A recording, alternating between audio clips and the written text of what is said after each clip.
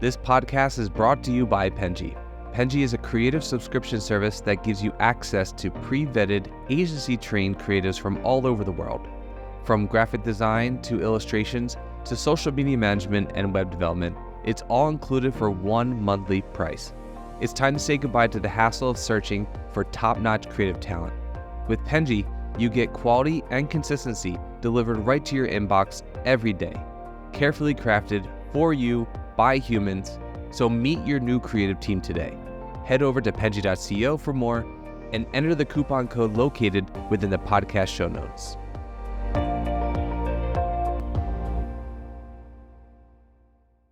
Hello, everyone, and welcome back to the Fully Managed by Penji podcast, the podcast where we discuss marketing and business tips to help assist you on your business journey.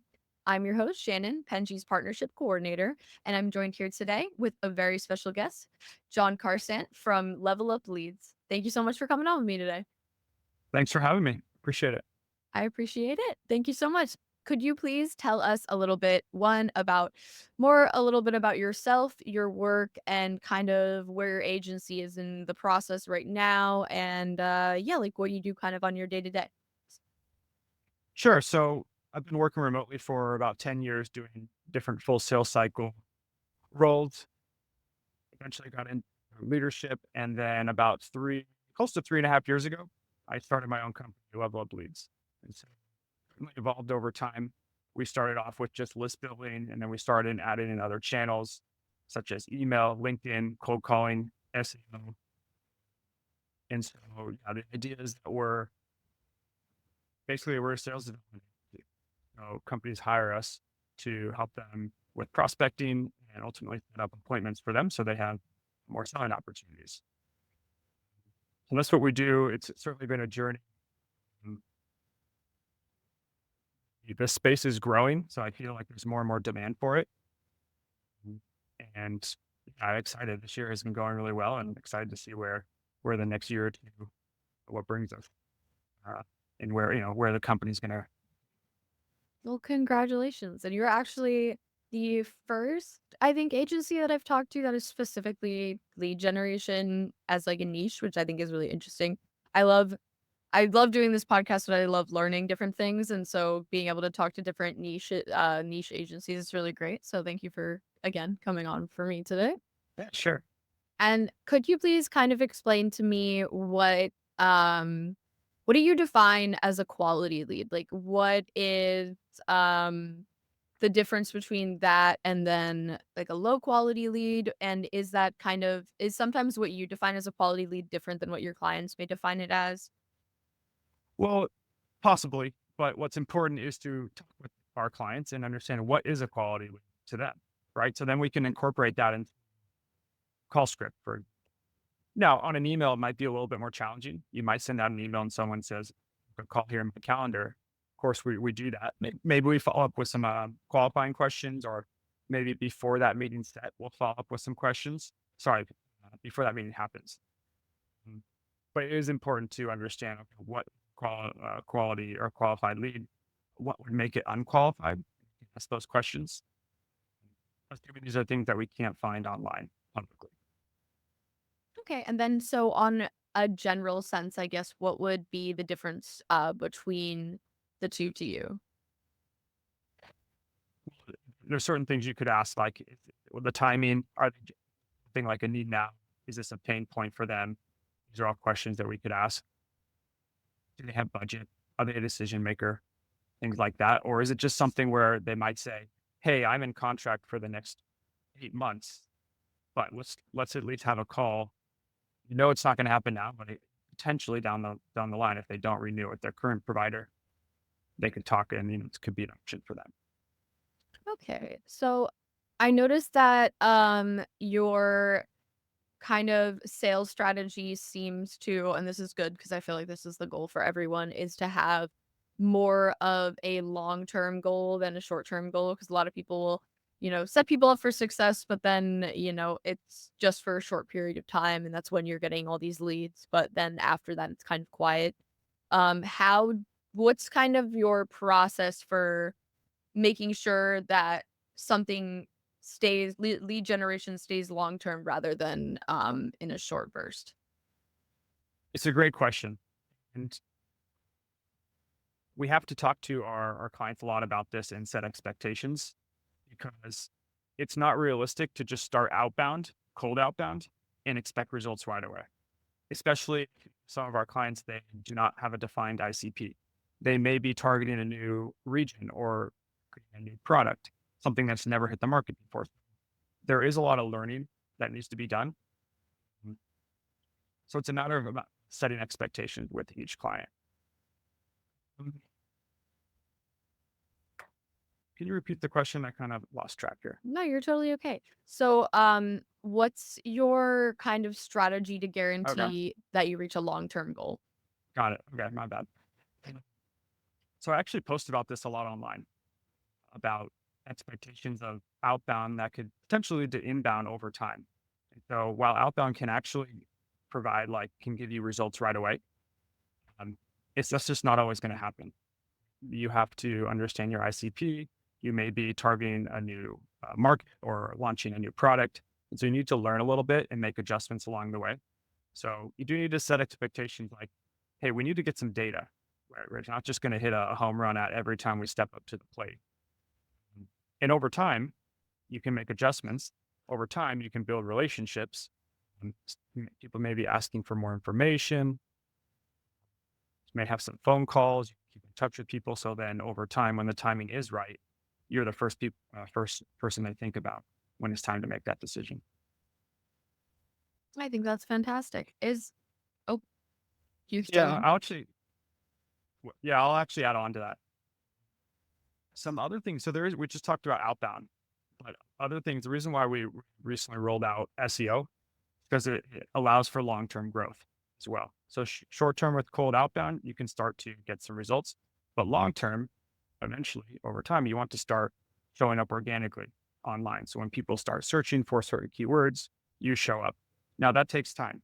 So it's a little bit of a longer process, but over time, you can start building up organically, and inbound over time is just going to convert so much better than cold outbound when you compare.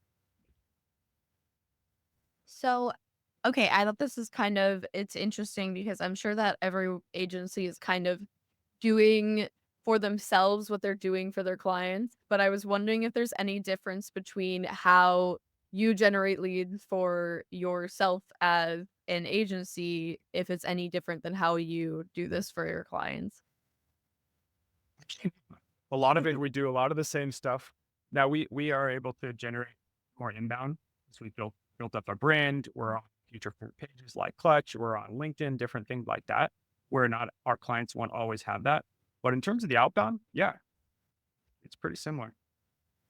Do you ever run into a problem where you believe that there might be something else that an agency needs to do in order to generate leads that you can't necessarily help with?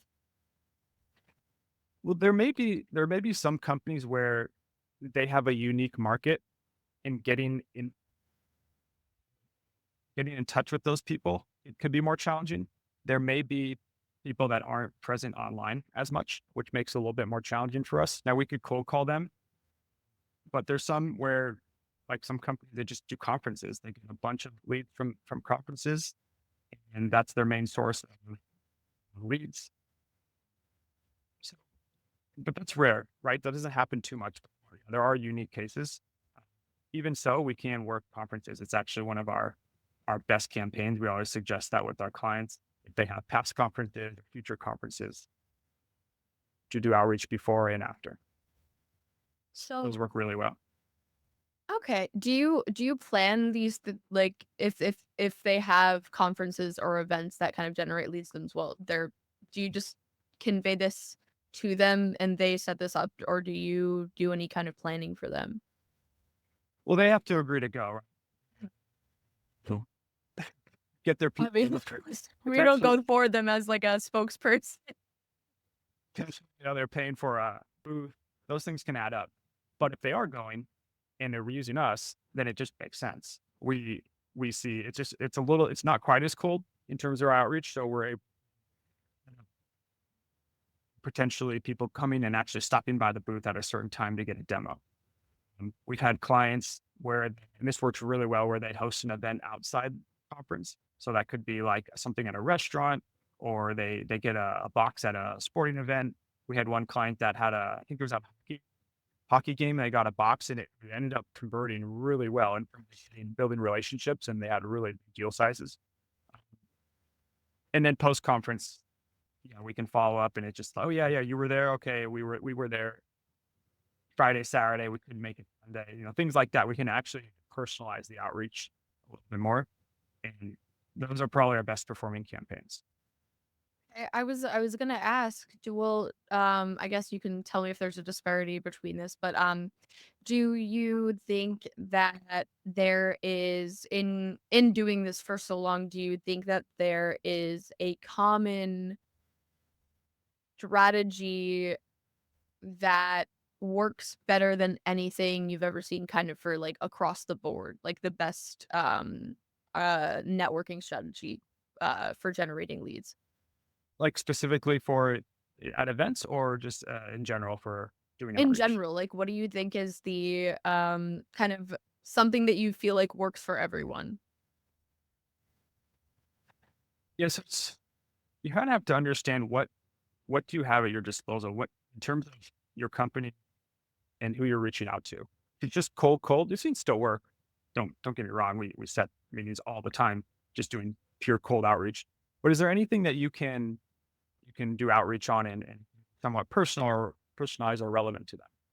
So it could be maybe an event, like even online. It could be a webinar. It could be something they gave away for free. There's all sorts of things in it. You tie that in. It could be your offer. It could be just the approach too. Like recently started a new job, recently funded, using a certain competitor in terms of a technology, and in tying that into your outreach will make it more relevant, and more personalized. We find that to work quite well. It's not going to work for everybody, but what I'm trying to say, if you have something like that where it can work in your strategy, certainly implement it. I definitely agree that personalized approaches are kind of the best way to go for agencies for reaching people. I talked to a lot of agencies about this phenomenon actually, quite often. Even just, maybe not even for generating leads, but like maintaining a referral system that maybe isn't formalized, like not maybe you don't have some kind of survey or like a formal form to be able to fill out after you have good service or something with an agency. A lot of people will just refer you to their friends or something based off of something personal that you did afterwards. Which I Yeah. think is something that's really great, is, like, some people will send, like, handwritten letters, and it's like, if you're a smaller agency, that's very attainable. If you're a larger agency, kudos to you if you are able to send so many, personalized messages like that, but I think it's, something that, a lot of agencies can learn from taking, a very personalized approach to at least if not all aspects, because it's too difficult to do that, at least some. Yeah, and just to kind of add on to what you're saying is in building these relationships, and if someone does something nice for you, or maybe they're just a long-term client, and you do something out of the blue, such as send them a gift card, mm, they'll remember that whether they're at that job or move to the next job. And so it's very common someone that we're working with, or even in the past, will get a new job and they'll call us right away. And like, I'm here, I have more control, I have more budget. Let's get on a call. I want to get something set up. I think it's really important to build relationships with people, the company too, but people will remember you no matter where they go in their career. And it feels like this in this day and age, it's like people are changing jobs more frequent, or potentially, actually, there's lots of layoffs. And so when they get a job, it's important to have a network of people that you're close with, can trust you and refer you. Yeah, I think it's really nice to be able to. It's also really for that person who's referring you, it's great to have good connections with someone that you know can do good work because it also looks good on them to be able to talk about an agency that had done such good work for them and then improve maybe the place that they work at. So it's like it's a double-sided coin. It's like very the word I'm looking for, mutual. It's a great relationship to have, and it's always nice to be able to recommend someone something that they'll also like, even with like simplest things like a restaurant or something like that. It all kind of Yeah, I think there's a lot of value in, let's say, being able to bring, whether it be an outbound agency like us or a software or even hiring. If you can refer someone and you don't can kind of get to the front of the line and make that decision quick, and hopefully it's the right one, it saves you a lot of time and energy and resources.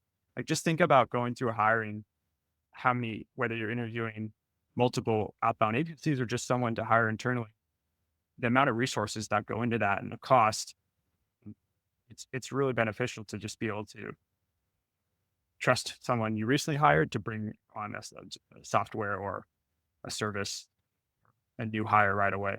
There's a lot of value in that. yeah, that's definitely it. Also a parallel to a referral system where it's much even client base. It's a lot nicer and usually already starting off on a good foot to have a client that you've already done good work for, they recommend you to someone else, and then that next client to have to build a relationship to them. I think it's much more authentic and less of a struggle to be able to form a relationship with this new person because they already have a connection with that old person. And that's why referrals are so important as well. 100% agree. Do you guys have a referral system for Sure. your agency? Yeah, we do. We actually, anyone that refers us and they sign up, we give them $1,000. Wow, that's awesome.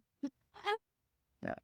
That's so how okay, so because referrals are super important, I think, to agencies in general, do you think that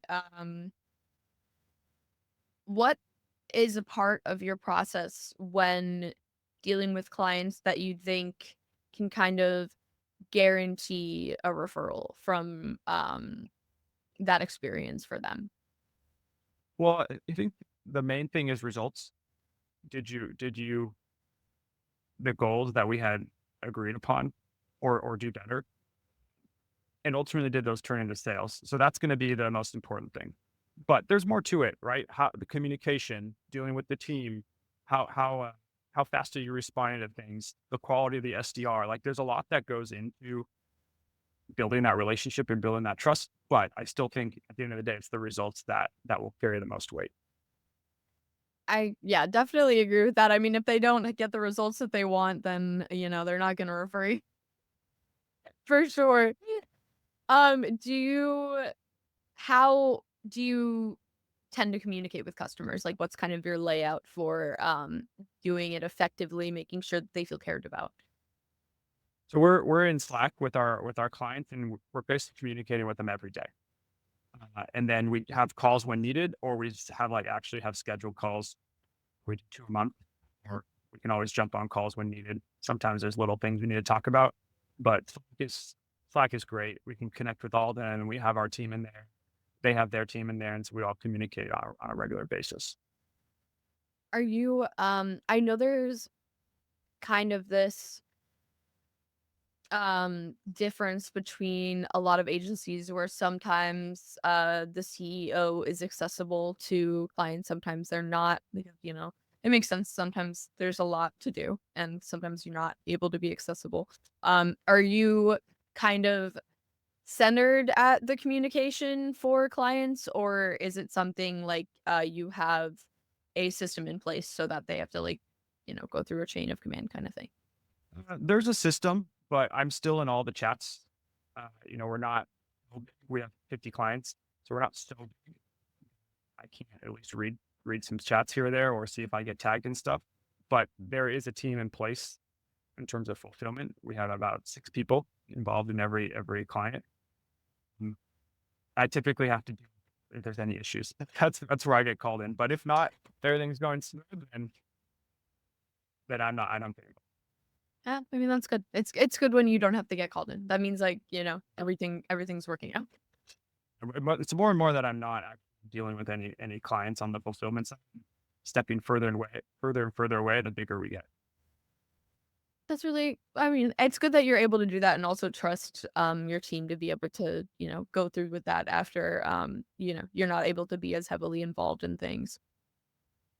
So, okay, you said that a lot of times if we do get called in, it's usually because, like, you need to fix something or whatever.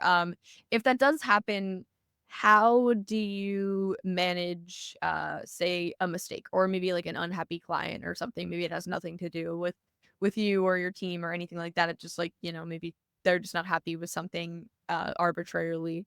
How do you do damage control? It depends on the situation. Typically, it's just around like, hey, how can we work? Because we're on the same team here. So how can we work together to improve results? And that could be using a new channel. It could be using more of a particular channel based on where the results were before, based on the history of our campaigns. Mm. That's typically it. It's just trying to figure out in the strategy, okay, what can we change? Maybe it's the targeting, maybe it's the industry. Oftentimes, clients they want to target the CEOs or in the C-level execs all the time, and that's great, but that's not always who you're gonna initially get in with that company.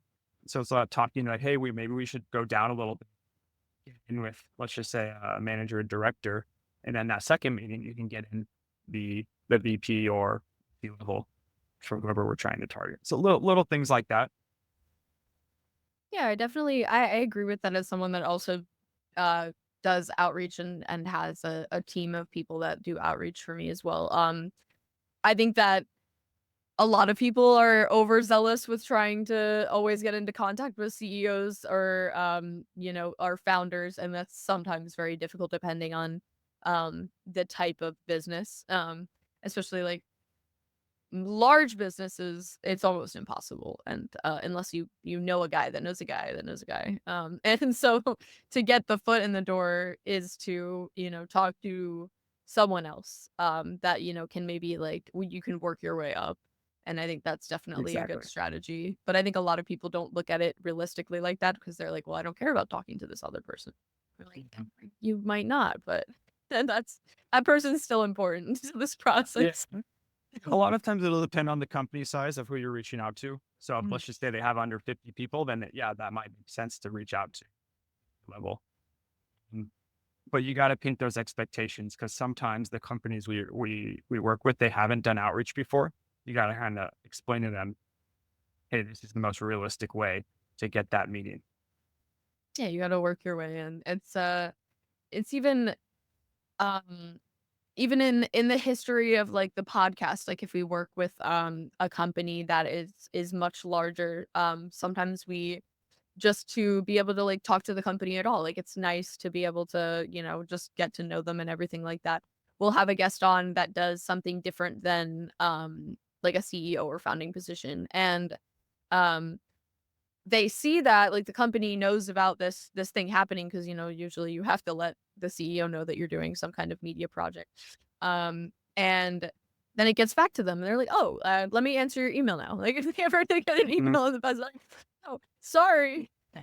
And, like, that's a funny way of doing it too, but, yeah, it's just, I think it just depends on, the time that people have, like, if they think you're worth talking to, and I think that can change based on, how you communicate over time.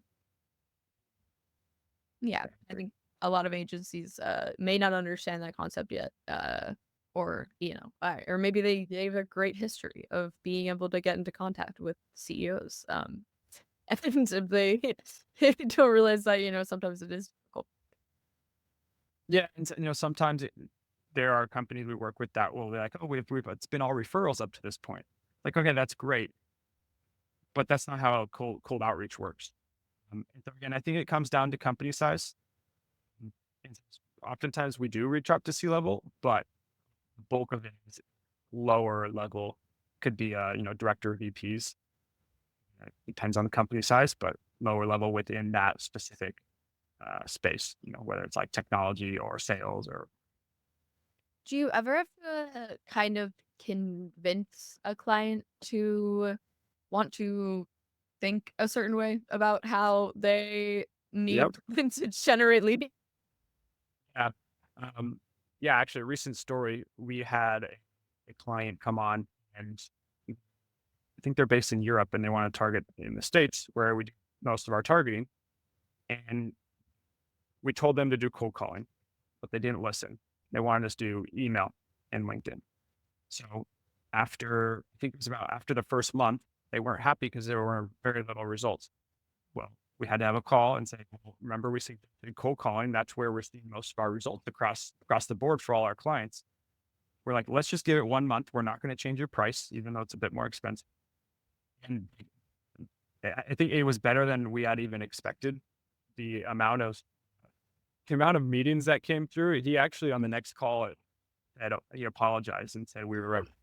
And that doesn't always work like that. That's nice. It was nice that we had to convince him, and so now we're talking about keeping that on at the normal price, of course. But yeah, it was actually quite a cool story. Well, that's really nice. I mean, at least, it's nice when you hear you were right. Like, you don't hear that very often, Yeah, but it's it's true. hard for a lot of people to say that, but it was one of the first things he said on the next call. Oh, that's very kind. And it's also nice. I mean, like, I'm sure everyone appreciates, good outcomes or the outcome that they wanted, but it's very difficult to admit that you're wrong, but also that maybe, like if you have experience where something worked out and, maybe it's not working out anymore, it's not like something that you can initially project if you don't know a lot about the field. So it's like definitely humbling. Yeah, and let me expand a little bit. So the reason why cold calling works the best right now is best way to get direct feedback. So if I send you an email, you've got probably a bunch of different things going on. You have no idea who I am. It's very easy to ignore. It doesn't allow me to get no, we'll get responses, but not as much as cold calling. The direct feedback, if people we get people on the phone, even if it's not a fit or they're not the right person, the direct feedback on that and understanding why is so much more powerful and so much quicker to going in the right direction. Also, when you do get them on the phone, we have a calendar open for our client. It's so much easier to book meetings directly in a calendar rather than emails back and forth. Potentially don't respond. Cold calling the feedback loop is just so much better, and we a little bit to my surprise, but over time it's become our number one channel. That's actually really interesting. I do is so cold calling, or are you using that as an overarching term? Like, I'm assuming you're not doing the traditional, like, literally going on the phone and calling people. You're cold messaging, correct? No, we're cold calling people. You're actually calling. Interesting. So for So across the board, that works. People are actually answering the phone. That's incredible. that's why I really yeah. thought you were talking about, like, because a lot of people use it as like a term, like they just mean like cold outreach generally. Yeah, so it's cold in general, but there's different channels. So the main ones what will work is email, LinkedIn, and cold calling. But cold calling is where we have the bulk of our success. And for some of the reasons, as I was explaining, is like we can get people on the phone and have conversations with them, understand if they're the right decision maker, understand timing, ask them, back previously you're asking about qualifying questions, right? What makes an appointment qualified? Well, we can ask them those questions. We're on the phone with them. So it just works so much better, and we have the results in terms of qualified book meetings. It's about double or triple from cold calling than emailing. No, that's actually a great fun fact. I love learning on this podcast. That's like literally people.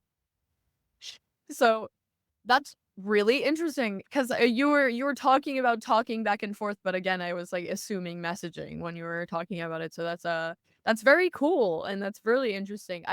I guess when I think about cold calling specifically, I just think about why I would never answer a phone call if from someone that I don't know. And I think like a lot of people probably do that, but I'm sure businesses are very different. I'm not a business. I'm a person that works for a business. Well, it depends, right? I mean, this is just a random scenario, but it's like you may have kids and maybe it's like they're at daycare and the daycare is calling you. Like people answer the phones. My parents worked in real estate and you never know if that's a referral coming from somebody. And so if you're not answering a lot of your calls, like you could be missing out on things. I typically don't answer my phone that much, but sometimes I do, and it's like really important. I was like, oh, I'm glad I answered that. My thought is that if it's important, they'll leave a voicemail. You know, that's Yeah. But I mean, like, it's still. I mean, I don't know if you do leave voicemails. Do you leave voicemails? It depends on the client. It depends on the offer. There's some legality around that, but typically not. Okay, because I was gonna say, like, I guess if I got a voicemail and I was in need of that service, and the voicemail detailed, I do love that voicemails have a description now because I don't actually have to listen to them, read it if it makes sense. A lot of Nice. times it doesn't make sense. But that's really helpful to be able to gauge if I needed to answer that call or I need to call them back. And so I was wondering if you did that. It's interesting that there's a legality around it. I guess that kind of makes sense because you can't list certain things. I'm assuming by like. Yeah, it has to do with leaving auto voicemails, not one. That's what. Can you, if someone is on the phone personally, can you leave a voicemail? Or is it like if it's like, do you mean auto voicemail like you It's have a recorded. automated setup? Yeah, correct. So Yeah, if it's recorded someone voicemail. physically calling, are you allowed to leave a voicemail? No Yeah. matter what? Yes. Okay. Okay. I was just curious. That's very interesting. Yeah. Okay, well, this is unfortunately all the time we had today, but I'm happy that I got to learn. This is a quite interesting thing that I didn't know at all. So I'm actually very happy that you told me about this. Thank you. Yeah. Sure. I'm sure we could keep going and talking about the subject, but fine cutting short. Hey, I apologize for that. We're already a little over time, but this was absolutely incredible, and I really appreciate having you on today. Thank you so much for teaching me different things. Yeah, of course. Really appreciate it. Thank you so much. And for everyone watching at home, don't forget to like and subscribe to see more professionals like John on the show. I really appreciate you watching, and thank you so much. You've been listening to Fully Managed, brought to you by Penji. Check out the show notes to learn more about today's guest, and to learn more about Penji, the human-first creative subscription service, head over to penji.co. And by the way, if you're still listening, it would mean the absolute world to us if you were to share this podcast with a friend, and of course, subscribe.